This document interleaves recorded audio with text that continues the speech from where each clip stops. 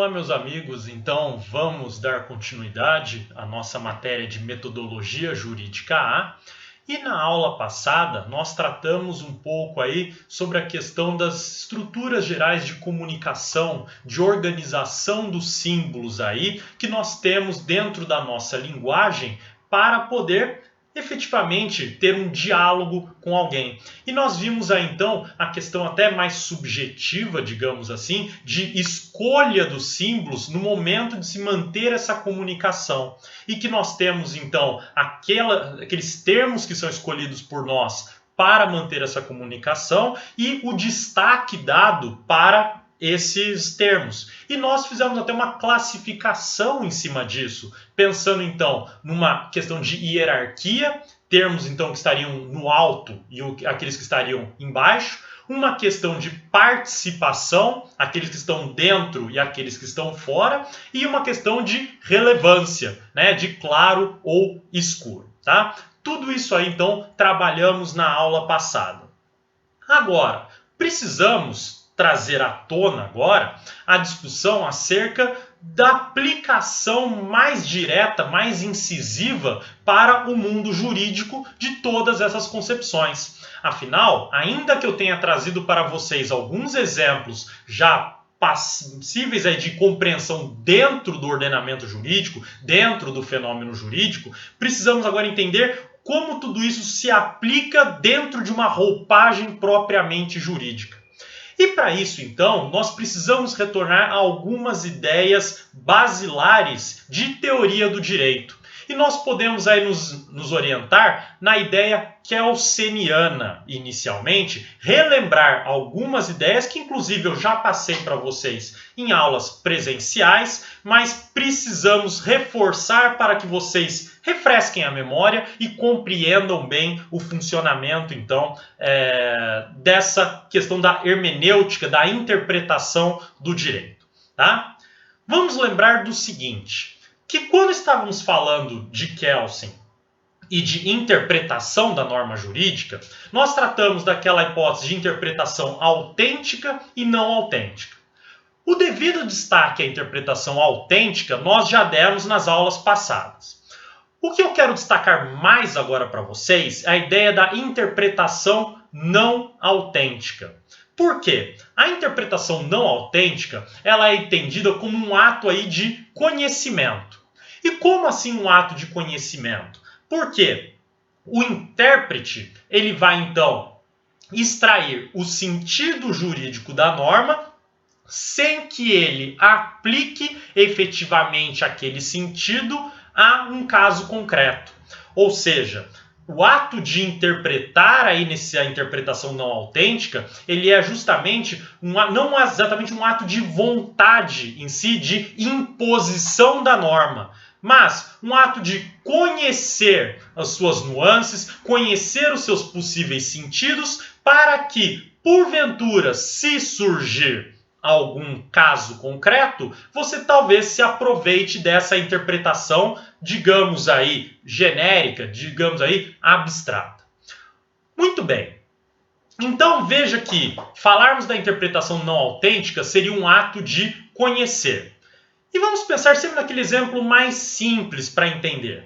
Veja que quando falamos de, por exemplo, do artigo 121 do Código Penal, matar alguém, e eu pergunto para vocês, o que está escrito nesse dispositivo? Se você não for falar literalmente aquilo que está escrito na norma, mas eu pedi para você falar exatamente o que está escrito a partir do que você compreendeu, você vai me passar uma estrutura aí proposicional. Como assim uma estrutura proposicional? Você vai me dizer o seguinte, se eu estiver diante de alguém, né, não devo matá-lo. Porque se eu matar, então eu sofrerei uma pena de 6 a 20 anos de reclusão.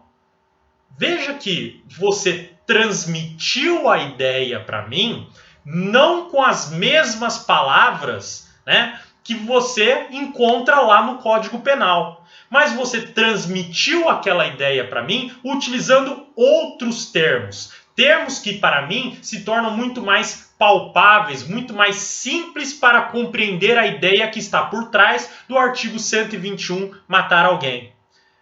Pense que, se eu fosse tentar compreender esse dispositivo na sua mera literalidade, abandonando qualquer contexto, qualquer ideia jurídica por trás, eu poderia entender o seguinte, que como a norma é imperativa, ela está me mandando matar alguém. Artigo 121 caput. E que então eu estou buscando aí a pena, né? Ou até mesmo, se eu não matar alguém, eu estaria sofrendo aquela pena. Então eu preciso obedecer o comando da norma. Mas é assim que compreendemos, que entendemos o Código Penal? Obviamente que não. Que o Código Penal, então, no momento da sua interpretação, eu entendo que se eu realizar aquele ato de matar alguém, eu vou sofrer a pena. E não a ideia reversa. Ou seja, o objetivo do Código é que eu não mate alguém, né? Então essa é a ideia aí do Código Penal. Muito bem. Então veja que eu preciso então de toda uma outra estrutura, eu me utilizo de outros termos, outras expressões para compreender exatamente aí qual que é a ideia. E quando eu tento transmitir isso para alguém, eu uso outros termos para a pessoa compreender aquilo que eu estou dizendo. Veja, as aulas que vocês têm de direito, todas elas, né, todas as disciplinas, qual é o papel do professor, né? Para ele ensinar você o que está escrito no código, o que está escrito na lei, ele vai fazer uma tradução, né? E veja que já estou usando a expressão aí, uma tradução, né, daquilo que está escrito no código. Mas veja que essa tradução não é exatamente uma tradução conforme nós vimos lá nas nossas aulas presenciais e os problemas decorrentes de uma simples tradução.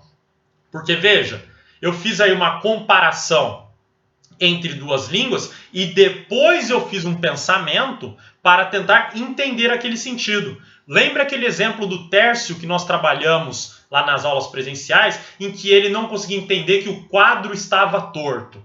Lembra daquilo? Que na verdade, então, uma pessoa explicou posteriormente a relação daquelas expressões e ele conseguiu entender e chegar no significado. Como que tudo isso se desdobra, então, aí para termos hermenêuticos, de juridicamente hermenêuticos, para compreendermos? Veja que o segredo está naquela ideia clássica de subsunção das normas jurídicas. E por que na ideia de subsunção das normas jurídicas? Porque quando eu estou falando aí de subsunção, eu estou falando da adequação, né, do encaixe entre a norma jurídica e o caso concreto. Mas veja que a norma jurídica, ainda que ela trate de questões de dever ser, e aqui vamos falar que a norma jurídica ela traz uma linguagem, então a prescrição é uma língua normativa, a realidade fala do ser, né? Então quando eu estou falando de um fato ocorrido, de alguma coisa que aconteceu, para fazer a subsunção eu estou tentando juntar um dever ser com um ser. A interpretação, ela não está nem nessa linguagem normativa, que é a ideia em si da norma, tampouco está no próprio fato, mas está nessa combinação, nesse encaixe entre a língua normativa e a língua realidade, ou seja, a norma e o fato. E esse encaixe quer dizer que eu tenho aí, então, um caminho a ser percorrido para a realização desse encaixe, para a compreensão de que eles, então, têm aí conformidade um com o outro. E esse caminho é feito pela chamada aí, então, língua hermenêutica. É feita, então, pela própria interpretação.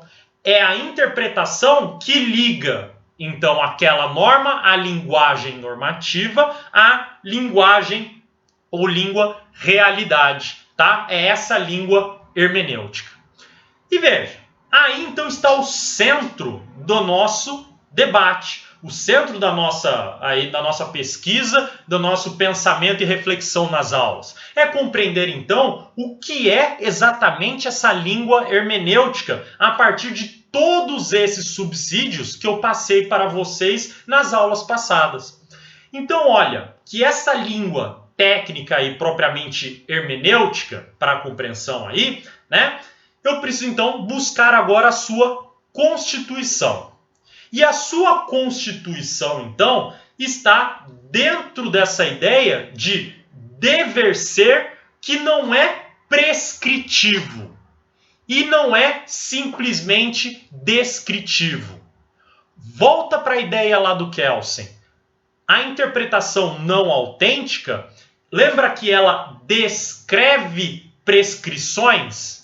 Porque quando você fala da interpretação autêntica, você está falando então da imposição da norma no caso concreto, você falava de prescrições trazidas pela norma. Ela impõe condutas. Enquanto que a interpretação não autêntica, ela vai falar aí de descrições de prescrições. É exatamente isso que a linguagem hermenêutica faz, que a língua hermenêutica faz. Ela descreve a prescrição. Volta lá para o exemplo do artigo 121. Estava lá, matar alguém, língua normativa. Realidade, fulano de tal matou alguém.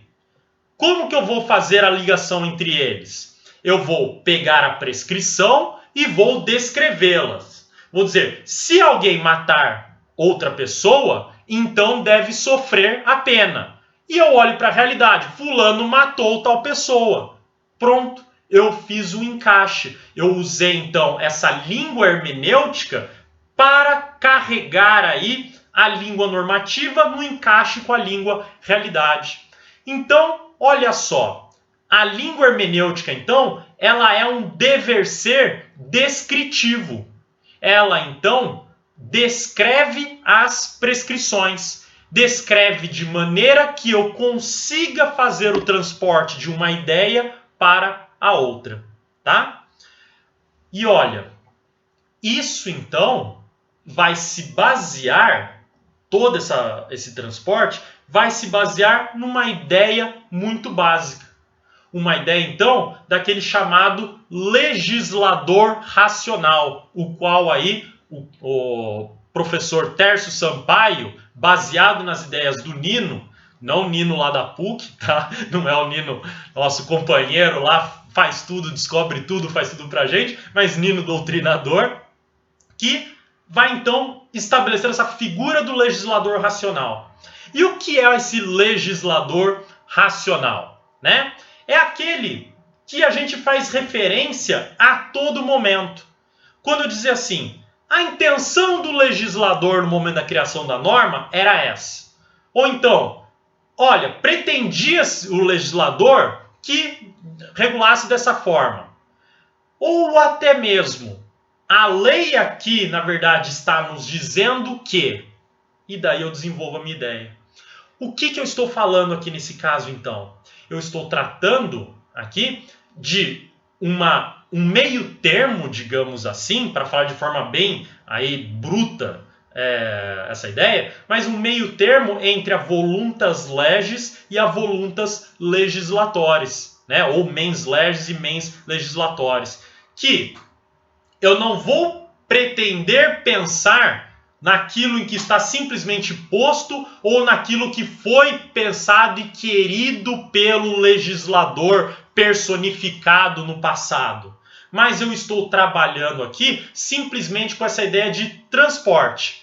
O que me faz, então, compreender aquela norma, aquela língua normativa, para estabelecer o contato com a língua aí, realidade, tá? Então, veja que não estou confundindo com aquele legislador normativo, com aquele ato então jurídico criado de forma competente e legítima, e não estou confundindo aqui com aquele, vamos dizer, legislador real, aquele que vai então positivar essa norma. Mas é uma figura média, uma figura então que fica entre esse legislador normativo e essa aplicação de fato do legislador real que vai então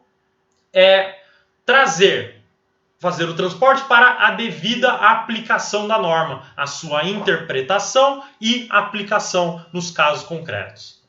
E para tanto, daí então se desenvolvem algumas características básicas desse legislador racional, tá? Quais são as características básicas desse legislador racional? Primeiro se diz que ele é uma figura singular. Em que sentido uma figura singular?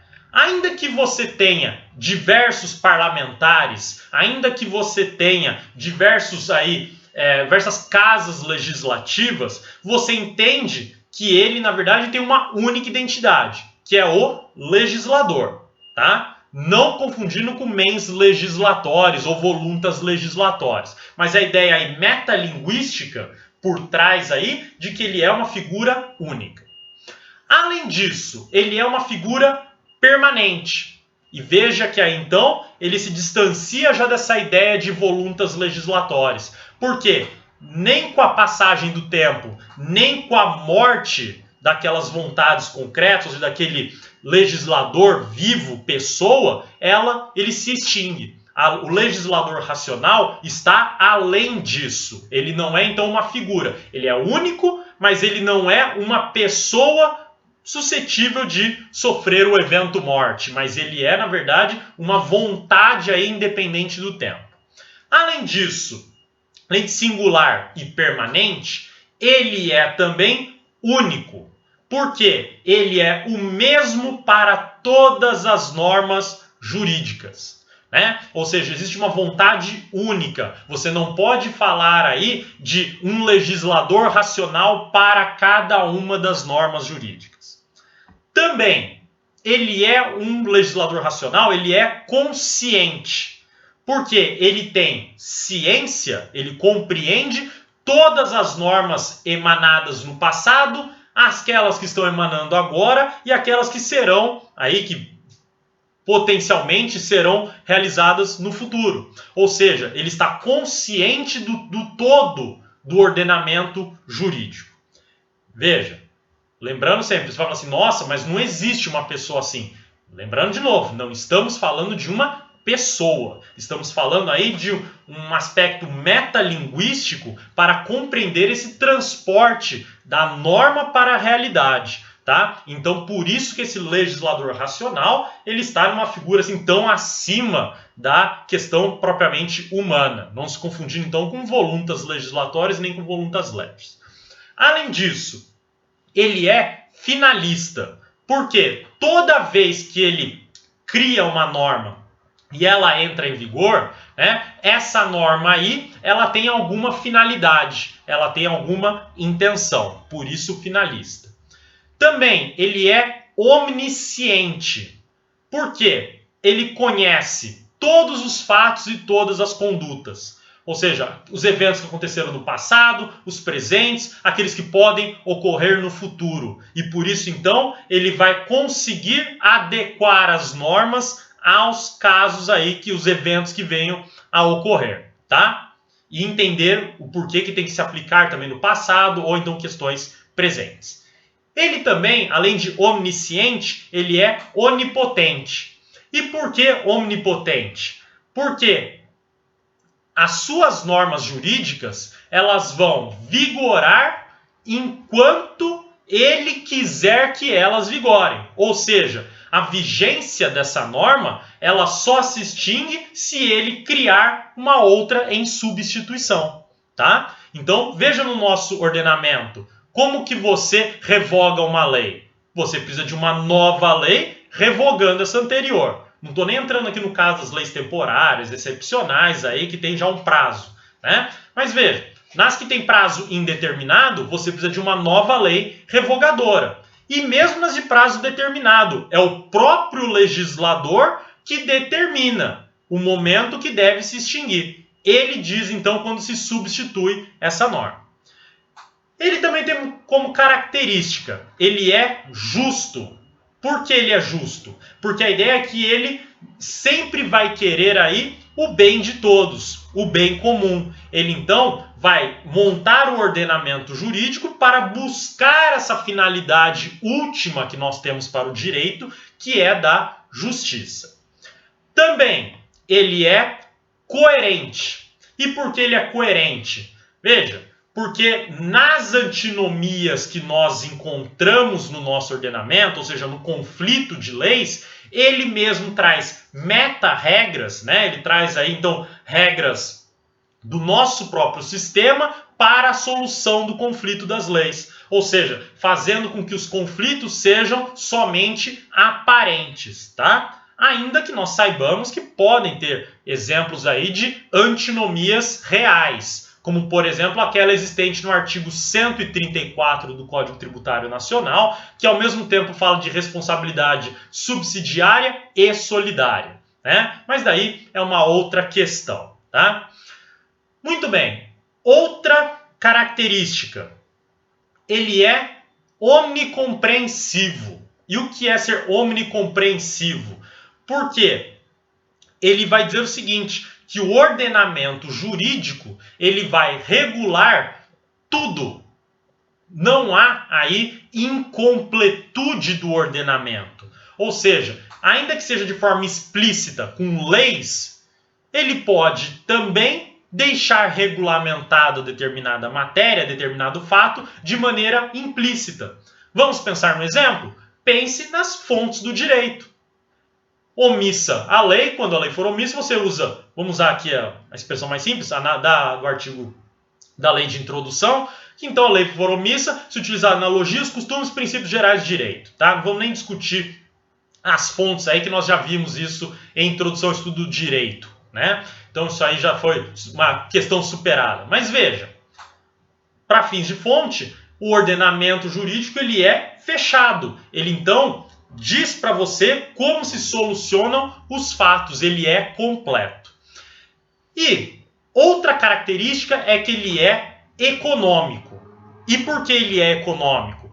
Porque não existem, e aqui é um brocardo jurídico, né, que nós já temos, que não existem expressões ou palavras supérfluas na lei. Em outras palavras, todas as expressões, todos os termos utilizados têm uma razão de ser. Se o legislador utilizou, é porque ele queria normatizar alguma coisa com aquilo, tá? Então, por isso que cada expressão tem a sua própria função e função aí específica. Penúltima característica. O legislador racional, ele é operativo.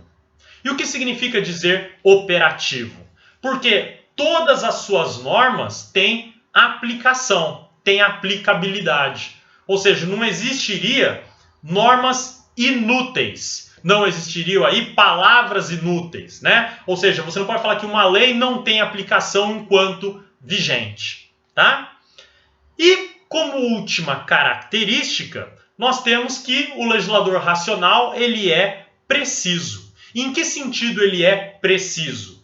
Porque ainda que pela nossa linguagem as palavras possam ser indefinidas, elas possam ser ambíguas, elas possam ser vagas, né, elas podem ter aí um sentido mais aberto, mesmo assim essas expressões têm um sentido técnico na norma, no ordenamento jurídico. E que isso então basta que aquele que está interpretando perceba a nuance para aplicar ao caso concreto. Veja só, essas ideias então aí reforçam dois princípios que nós trabalhamos lá nas primeiras aulas quando começamos a falar de hermenêutica jurídica. E quais são? Que primeiro, não pode-se negar os pontos de partida, né? O princípio lá da inegabilidade dos pontos de partida.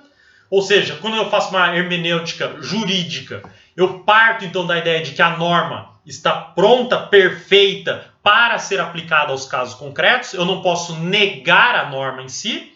E o segundo princípio, que é a proibição do non liquer, ou seja, que não deve haver aí então conflito sem decisão, ou seja, não tem como se decidir não decidir. Lembra disso que a gente falou lá no comecinho do semestre? Que o juiz não pode decidir por não decidir? Que ele tem que encontrar uma resposta no ordenamento jurídico, ainda que a resposta esteja fundada num princípio geral do direito ou então na mera equidade. Mas o sistema jurídico precisa dar uma resposta para aquele problema, tá bom? Muito bem, gente. Antes de passarmos para o próximo tópico e a discussão aí, já deixo para vocês, então, a atividade para convalidação da presença dessa semana, né? Veja que nós traçamos aí diversas características do legislador racional.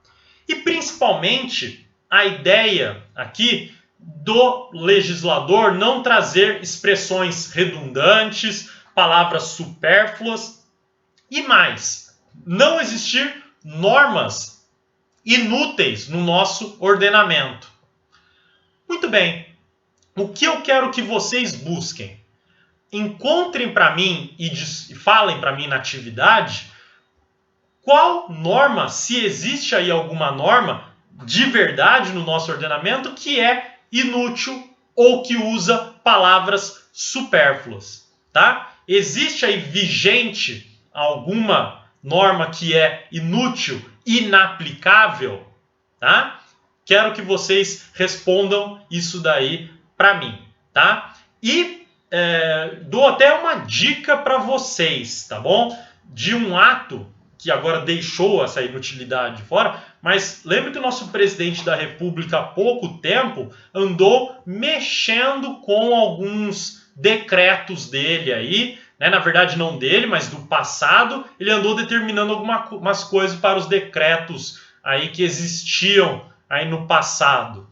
Dê uma pesquisada nisso. Aí vocês talvez vejam algumas coisas interessantes para responder essa questão aí dessa semana. Tá bom? Muito bem, gente. Então veja só. Com isso então, com essa ideia dessa figura aí, dessa descrição da prescrição feito aí pelo legislador racional, né? Nessa ideia então da língua hermenêutica, veja que o que se está fazendo em termos linguísticos é a utilização de uma paráfrase, né? Ou seja, no momento em que aquele que é o intérprete está fazendo esse transporte da língua normativa para a língua realidade, né? Ele está fazendo uma paráfrase daquilo que está escrito na norma, daquilo que está então prescrito, melhor dizendo, na norma. Ou seja, o intérprete ele não está trabalhando com sinônimos, ele não está pensando aí em simplesmente a mera substituição das expressões na prescrição, mas ele está colocando outras expressões, reconstruindo aquelas expressões, aqueles termos antes utilizados, para que fique mais simples, mais fácil aí compreender o que está sendo dito na língua normativa, né? Para então haver aplicação na língua realidade, tá bom? Só que aí, nessa realização dessa paráfrase, né, nessa substituição mais persuasiva da norma em si, nós temos que pensar num seguinte problema. Se é tão simples e tão fácil, se é uma ideia de paráfrase, de usar então termos mais simplórios por vezes para compreender a língua normativa, se você está falando tudo isso, parece então que não poderia existir qualquer problema de interpretação. E parece que na realidade não é isso que acontece. E que na verdade a gente tem muitos problemas interpretativos, né? E está aí para comprovar a quantidade de processos pendentes em trâmite no nosso poder judiciário. Então, divergências de interpretação das normas, né, diante das condutas, dos comportamentos comissivos e omissivos que ocorrem em nossa sociedade. Então, como explicar, se a gente está falando então desse imperativo que seria aí então sem qualquer questão psicológica, seria metalinguístico, como explicar então essas divergências interpretativas dentro do nosso direito? E para isso então, nós precisamos compreender a ideia de código. E não estou falando a ideia de código civil, código penal, de codificações aí legislativas, mas a ideia de códigos fortes e códigos fracos dentro da nossa linguagem. E o que eu quero dizer com essa questão? Que para determinadas expressões, termos e normas, nós podemos impor códigos diferenciados, fortes ou fracos, para dar sentido às prescrições. E como funciona essa ideia de dar código forte ou código fraco às prescrições? A ideia é que quando eu coloco um código forte em alguma norma jurídica, eu estou, na verdade, tentando estabelecer um sentido unívoco a uma prescrição. Ou seja, eu quero restringir ao máximo os sentidos possíveis daquele termo.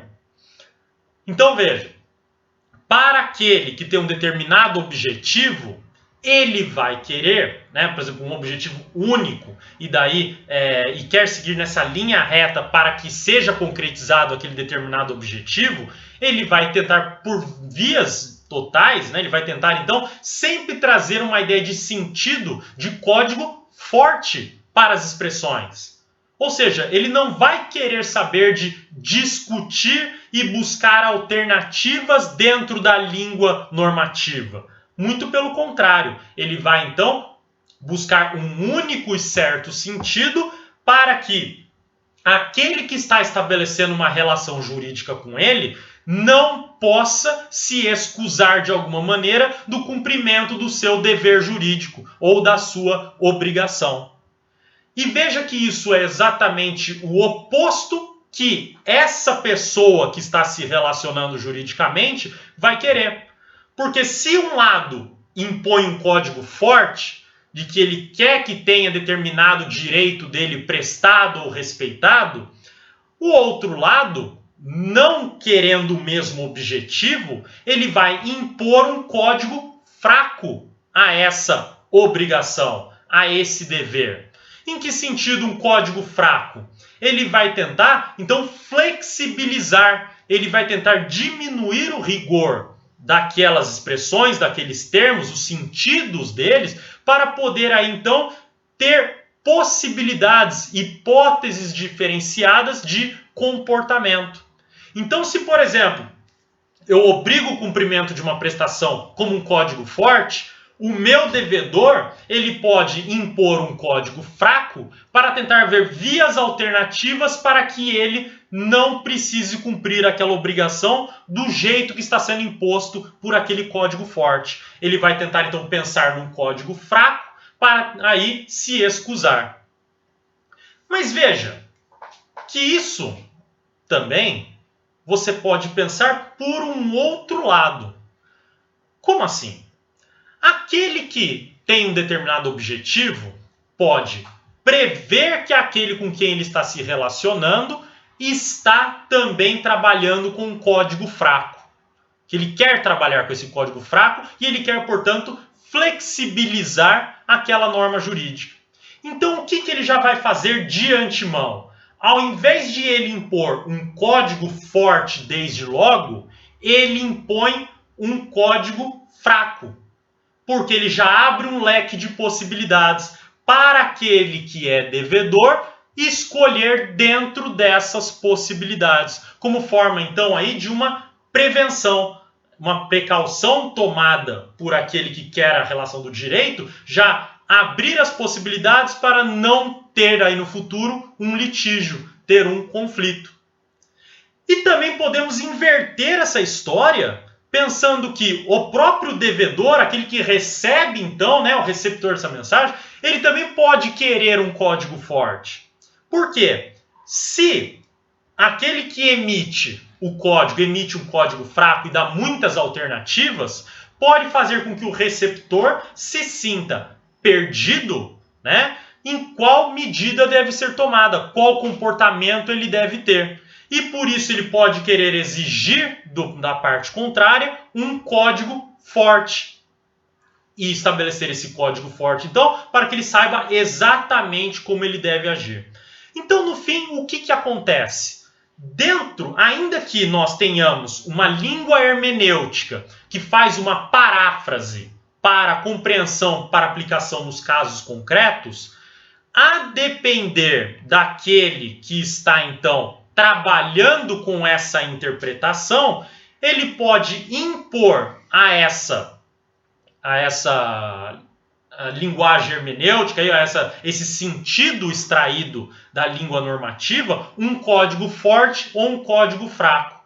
E a depender de ser um código forte ou fraco, teremos então divergências hermenêuticas, teremos então divergências interpretativas a depender aí das pessoas.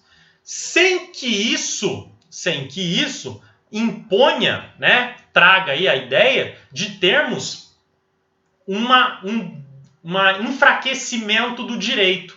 Muito pelo contrário. Por quê? Lá atrás, pegando aquilo que a gente trabalhou na aula passada, eu não posso trabalhar os termos linguísticos em sentidos que não caibam dentro deles. Ou seja, eu não posso dar interpretação às expressões utilizadas aí pelo legislador na língua normativa, eu não posso dar aí sentidos que vão além daquilo que ele está dizendo. Então, como o próprio Tércio trabalha, eu não posso falar que o leite é verde, eu não posso utilizar um substantivo como adjetivo, eu não posso entender o sentido de um substantivo além daquilo que está previsto como seu sentido próprio de substantivo, tá? Então, veja que eu tenho ainda essa imposição, essa violência simbólica do direito, mas essa violência simbólica, ela aí permite códigos fortes e códigos fracos na sua interpretação. Tá bom? Pessoal, então, para a aula dessa semana, era isso que eu gostaria de trabalhar com vocês, tá bom? E na semana que vem, então, tratamos aí de um outro tema, e agora um tema que, já que conseguimos trazer o arcabouço teórico próprio da hermenêutica jurídica, agora começamos a falar de hermenêutica voltada puramente à dogmática, tá bom? Então, muito obrigado aí e até a próxima.